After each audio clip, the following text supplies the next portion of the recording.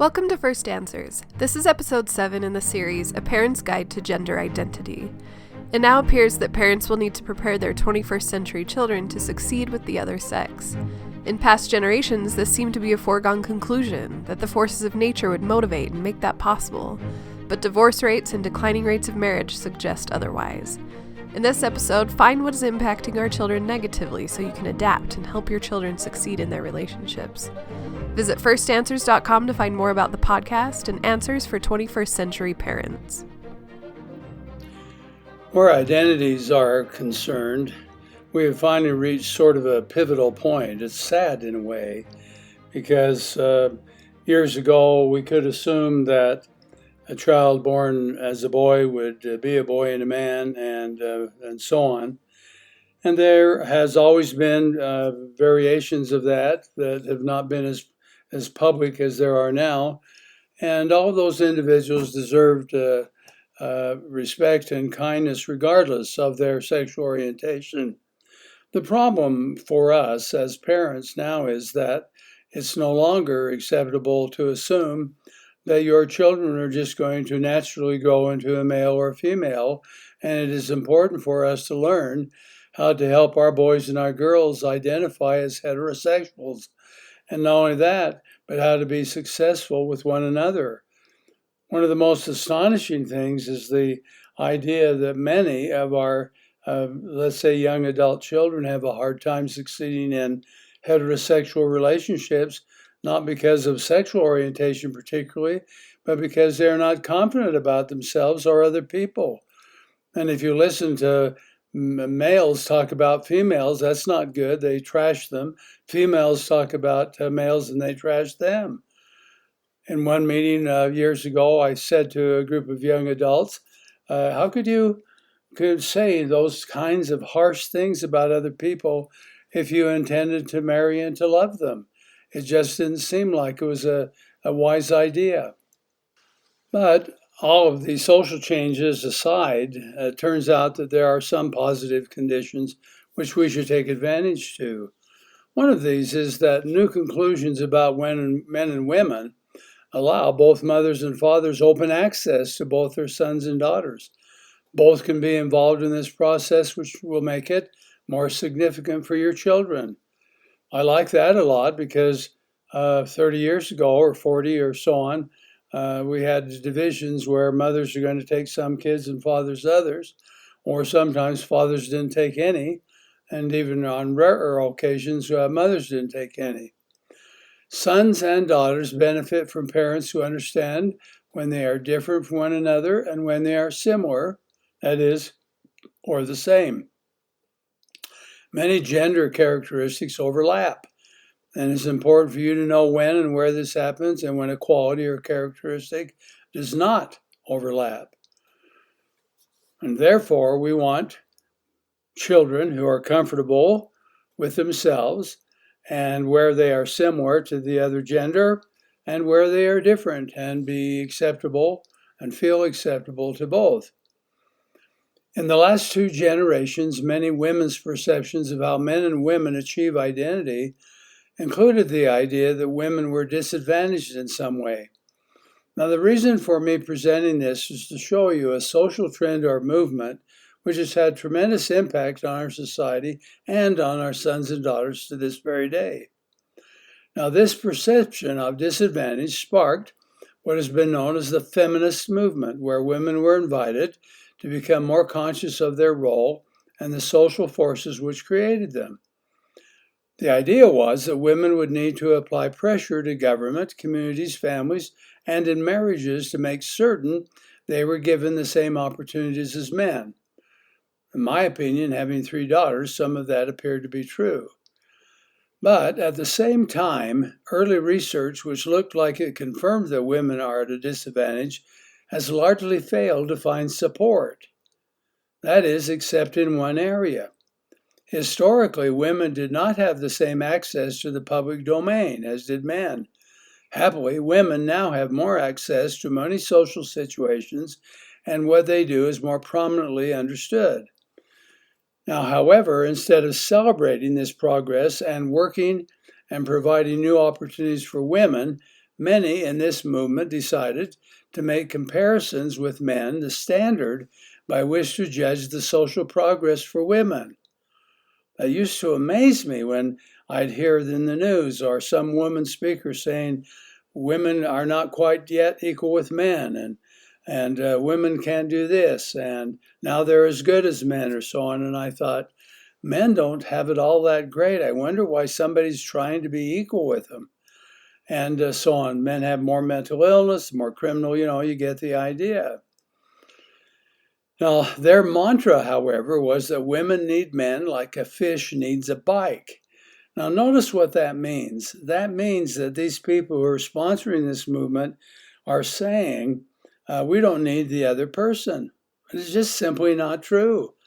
Women need men. Well, men need women, and there's not much difference between the two. The method included condemning men, or at least criticizing them as controlling and domineering, attempting to minimize women and jealously protect their domain. A remarkable and unhappy result may have occurred. Instead of legitimizing women and promoting their opportunities only, it may have disenfranchised the males whose realms and processes for a healthy identity have been affected and limited, so that today we are seeing many indications that our sons are losing ground. And you say, well, where's that? Well, 60% of college students are women. That is, many boys are not pursuing education, percentages wise, and many are failing to pursue identities for themselves, which would make them attractive partners for the women who are now succeeding in the public domain. Many women are reporting more difficulty in finding attractive, educated, and mature men to date and marry. Well, so there's got to be something better. Well, one possibility is that when we're concerned about gender identity, well, then don't make negative comparisons with one or the other, and don't trash the other, and let's recognize the fundamental need that each has for the other. So now let's reconsider just for a minute this modernism. We have learned that some parents are uncertain about gender issues because they do not want to appear to be discriminating against those who choose an alternative gender identity. Neither do they want to be unsupportive of their children. Often, therefore, they do nothing until or unless they consult a professional. Now, the questions regarding that approach is this. Professionals also feel similar pressure, and therefore they might fail to give clear and concise advice about what parents can do. Now, in this podcast, I intend to be as clear as I can. I wish to do this without offending anyone. But I do want to take a reasoned position about the matter and explain what you can do as a parent if your child has gender questions and or if you wish to be more effective in promoting healthy identities for your children. To begin with, please stop thinking that gender identity will happen naturally. For more than 2 or 3 generations, parents could anticipate that children's identities would be relatively complete while the children were young, and they trusted that there were stable social conditions and institutions that made that possible. In the 1900s, men and women were often identified by their work and by a sharp distinction between what men and women did. There was also a strong cultural definition for what men and women could and should be. During World War II, things began to change. Men were needed to fight, and women entered the workforce and liked it. The social trend began, which today gladly provides women much more freedom to choose. And as all of us know, there are many situations where women are entering the traditional work domains of men and vice versa. And it seems to me that that's a good thing. So the idea is this. In the 21st century, the circumstances in which you are rearing your children bring to light identity issues regarding men and women that are different and more diverse than in the previous generations. Now, because I think a lot of parents of young children today don't grasp that fully, or I hope you do. In the 21st century, the circumstances in which you are rearing your children bring to light identity issues regarding men and women that are different and more diverse than in the previous generation. And I believe parents in this generation should know about them. Well, why? Because I think it is important for you to know how to successfully promote the healthy and positive gender identity of your children.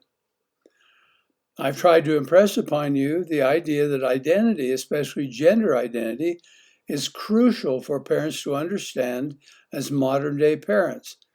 I believe it is high risk to rear children just with traditional ideas about parenthood as disciplinarians and rule setters. Parents are so much a part of children's identities that failing to include this knowledge in your parent book of tools, for example, creates risk for them and for you. Number two, identities as men and women today are being questioned, confused, and redefined to something that is often inconsistent with a healthy identity. If you want to promote healthy children, you'll need to learn how. It is through men and women that you get grandchildren. That is, if you want those, then it will be useful for you to start taking part in promoting these identities for your kids. And then the dimensions of identity for gender are also changing, and it will be useful for you to learn about what is currently appreciated about identities for men and for women. Now, to make a point, please consider how the larger social community is influencing your children. One of the ways a healthy identity emerges is when others validate the way a person thinks of himself or herself. With that in mind, parents have a role in determining what their children come to believe about themselves. Also, unless their relationship is disrupted, parents, you are the primary validators of your children. This may seem ideal, and for many it is, but it also can present problems for you. So let's go through some of the things that are happening to gender identity so that you can be successful promoting a boy into a male and man and a girl into a female and woman. So here's one. Many children in this generation are revising their view of authority. Your children, many of them, are learning to see authority very differently than in the past years. Today, authority might be seen as useful, but not something one needs to always respect. Imagine for a moment that what you hope to encourage in validating your children, that authority, unless malicious, should be respected. It's very different from the message they receive from their social interaction. They could very easily see themselves in a different way from your preparation and or validating influence. Or imagine that your preparation for your children appears to your children to be very different and perhaps more strange and less rewarding than what they are picking up from their social world. You might be disqualified as someone they are willing to be influenced by. I believe these two conditions are increasingly common between parents and their 21st century children. At least in my domain, which is a clinical setting and teaching of children or young adults, it seems to me that there are many who do not have the same form of respect or honor for authority and the appreciation of its importance as used to be the case. That doesn't mean they're rebellious. It doesn't mean that they reject it. It just means that they don't see it as significant as I believe it to be. I'll give you a perfect example. A lot of teenage kids will go off making their life, making their peer group their primary point of reference, and they are ignoring the two people who are the wisest, most significant, most caring people in their lives. Now, I'm not proposing that you establish your children's concept of authority by being harsh, controlling, or mean. Instead, I ask you to consider developing a vision of what you can be and do, and then consistently, calmly, and firmly put this into your family. It has to do with how you apply authority. You have authority already. You're older, wiser, and you help create the life of your children. My vote is that you please use it well. And here are some things I think you consider when it comes to that. Now, right now, you might be thinking, well, what does that have to do with gender identity? Well, one part of gender has to do with how they perceive or interpret the people who have authority, who coach them, teach them, and so on. And so I have a little proposal for you, at least 3 or 4 steps. If we work very hard to ensure our children feel loved by us and therefore they accept parental authority most of the time, it's really interesting that some men, for example, believe that their boys will respect them if they're distant and firm and somewhat harsh. It's not true. There's no reason and research to support that. Boys think that, and girls think that fathers are more masculine and more respected if they are warm and loving. Now, at least one of our children communicates that as parents, what we think or what we want for our children is relatively unimportant to them. What would you do about that? Well, I think I would sit down and talk and hold long conversations with this child and say, let's make sure as parents about what you want for your success in life. I see a lot of parents who get caught up in, say, a power for or control struggle, when in fact what they should be doing is simply to promote the success of their kids. Here's another parent's comment.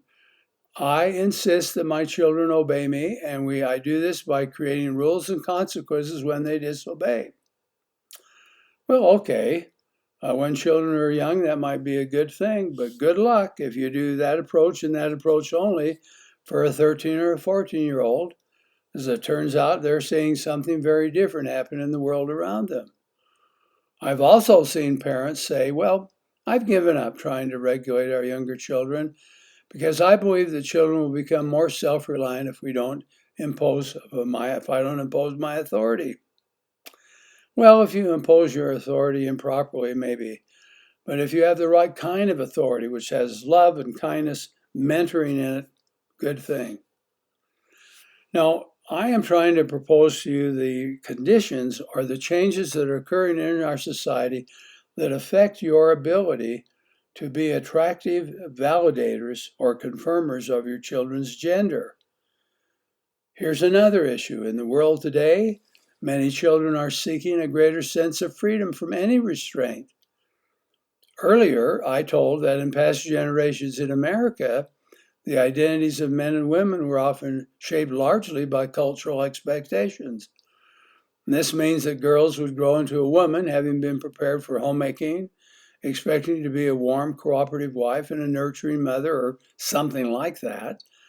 And culturally, the socializing process focused on women in the private sphere of life and less on the public and social life.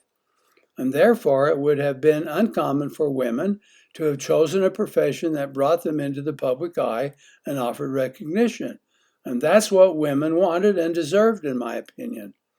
Boys became men, having been socialized as providers, protectors, and leaders. And boys were prepared to be self-reliant and work in the public sphere of life.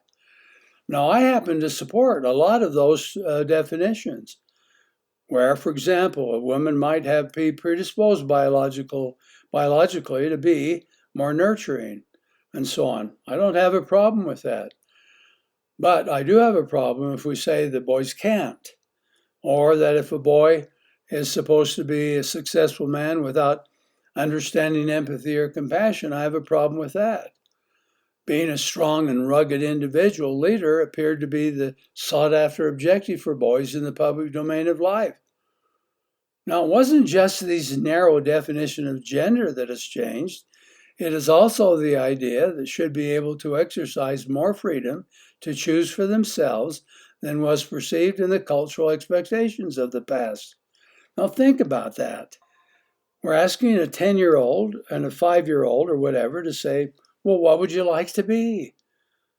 Well, without knowing any experience or knowledge or so on for ages 15 or 16 or 20 or 30. And secondly, we're asking them, what would you like to be? Without a lot of mature guidance. because there are a lot of school teachers or a lot of counselors or a lot of adults in a lot of places in the world that have biases, and they believe that freedom means you can choose among several alternatives. No, you can't. If you're born to be a biological female, your choices are limited. And if you're born to be a biological male, your choices are limited. So with that in mind, then what kind of freedom do we offer the kids when we say, what would you like to be? Well, I think parents need to get into the whole fray much earlier and communicate to their kids the successful positive options of both males and females, and let them know that there are many of those. So here are some challenges that parents face today, which I think need to be resolved. Some parents assume children will develop their sense of freedom naturally and do not spend any time teaching them how to create and use it. Please don't do that. 8-year-olds do not know all the options and the consequences, both intended and unintended. Neither do 12-year-olds, and neither do 18-year-olds for that matter. They may know more according to their age, but they don't know all of it. Anybody who's 35 could tell you that. Some parents will say, well, I've never thought much about freedom, especially as part of character or gender identity. Turns out that freedom is huge in identity formation because anybody becomes in part what they think they are free to become. So, have you ever heard of a case where somebody has persuaded a female, a child whose sex is female, say, you could be a trans man? And then they try that out and think about it, take a look at the advantages. Well, all right. But a trans man has some difficulties, may always have difficulties in life. And so people are saying, here, you're free to choose without ever knowing any of that. Here's another parent. I believe my children think freedom is just being free from any influence and have not taught them that freedom to do and to be something is a precious gift that needs to be preserved by the choices they make. Another parent says, well, I teach my children that freedom to choose carries with it great responsibilities, and I make certain as often as possible that we have them, that I have them, my husband and I have them, review their responsibilities when they make a choice. Now that sounds like a good idea to me. I think because it has to do with the opportunities as well as the responsibilities that come from making choices. I'm going to pause the flow of my comments just for a minute to remind you that the reason I'm going through this is to indicate that the changes that are taking place, social changes in our society, affect how we go about dealing with our children, because the social conditions, including all the material on the internet and peers and so on, they impact our kids with the kind of knowledge we're taking that exists for them. So it's like, well, what are the changes? And the idea that we should know about them is crucial, because then it can help explain why kids respond to us the way they do and what we might anticipate. I'll give you an example. According to James Code and Charles Devine, we're in a period of great potential and opportunity that is largely being squandered by many people, but also being capitalized on by a great number. Now, the difference lies in the view that parents and children take about this expanding freedom. Those who think of freedom to do and be can capitalize on these opportunities. Those who think of freedom as merely being free from constraint limit their potential. There are numerous opportunities for self-determination for those that will seek them, and there are many limitations when people choose to be passive in the world we live in. Now, this might not seem important to you. It's very important to me, because if I'm spending time with a teenager, for example, who is not functioning well, who is in conflict with his parents, etc., then one of the things I want to examine is whether or not that teenager sees a world filled with opportunities for him, or whether or not he sees limitations. And with girls in particular, if they see limitations, then it kind of discourages them. They have a tendency to do something different. I read recently about a comment from a major Ivy League university where they send out opportunities for children reared in socially, economically deprived homes, opportunities for tuition at the college. And then they talk about the percent of kids who take advantage of those extraordinarily limited. So identity today is about being willing to act or to be acted upon, and therefore the role of free agency is more pronounced. And with a lot of freedom, people can not only choose between a greater variety of choices regarding careers and gender stuff, but men and women will also make more choices about sexual mores, cultural norms, values, and beliefs, and how they will approach their relationship with each other. It is also the case that with more freedom or perceived freedom, some of your children may experience more confusion. So what's the choice? What's the option for you? The option is to say, I'm going to set up more emphasis on gender and go to work on learning how to help promote the gender success of my daughters and my sons. Now, there's one last thing I would like you to pay attention to on this podcast. It is the idea that nowadays many young people are moving away from institutional authority toward creating their own experience. Now, I'm going to consider with me that for many of our children today wish to choose to have their own experiences they create for themselves. They want to feel self-induced emotions. They want to achieve by themselves. And what could that lead to? Well, a lot of good things, really. But a large number of our young adults are leaving organized religions, seeking alternatives to working daily in an office around other team members they are responsible to. Now think about that. They would rather have an individualized form of spirituality, some of them, than belong to some institutionalized religion, and they'd rather work from home than work with other people. Now, these same young people may ignore their religion's hope for marriage and sex within marriage. That is, if they're not participating in the culture of their religion, then they also feel free to create their own experience. Now, on the surface, that might look interesting, but it wouldn't look interesting to you if you had spent a lot of time with individuals who had gone through years of choosing their own experience and then discovered that there were large numbers of opportunities that was available to them had they had the wisdom to consult with other people, find out what options exist, and maybe even ask for help. It's surprising to me, for example, how often young people will have, say, premarital sexual activity, may even get involved in cohabiting experiences, and then don't understand why they have difficulty believing they're loved after they get married. And the problem with individuals in this situation is they don't have any sense of permanence, even semi-permanent link to organizations. And it becomes a problem when you don't. Now, in this episode, I'm proposing to you that there are things happening in our society to large numbers of our children that are subtle and often not obvious, therefore, and I'm hoping that I can present a few ideas that will cause you to look around and say, gee, this might be happening to my daughter or my son. My goal is to promote and help, if I can, you promote the healthy gender identity of your sons and your daughters. Thank you for listening to this episode of the First Answers podcast, which is sponsored by firstanswers.com, where you can find new tools for families and parents of 21st century kids, with a focus on emotional self-reliance. Find First Answers on Facebook, and remember to subscribe to stay up to date with new episodes. Give us a rating and write a review on the Podcasts app or Google Podcasts, and let us know what you think about First Answers.